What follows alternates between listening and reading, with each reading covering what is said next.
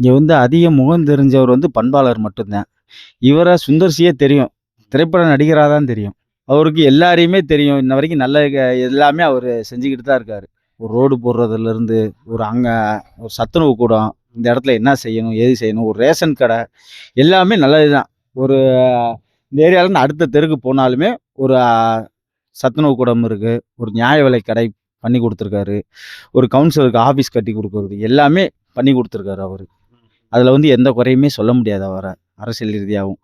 தலைவருக்கே கழக தலைவருக்கே சொல்லியிருக்காரு அவர பத்தி.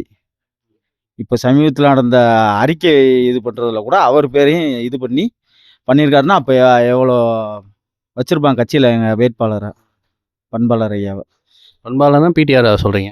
பிடிஆர் ஐயா. அவர் நாங்க பேர் சொல்லி கூட நாங்க கூப்பிட்டோம். பண்பாளரே ஐயான்னு தான் நாங்க சொல்லியிருக்கோம் இன்ன வரைக்கும். மக்களுக்கு தெரியறதுக்காண்டி வேணா நாங்க பிடிஆர் இப்படி வேணா நாங்க சொல்றோம். எங்கள பொறுத்தளவுக்கு அவர் ஒரு பண்பாளர்.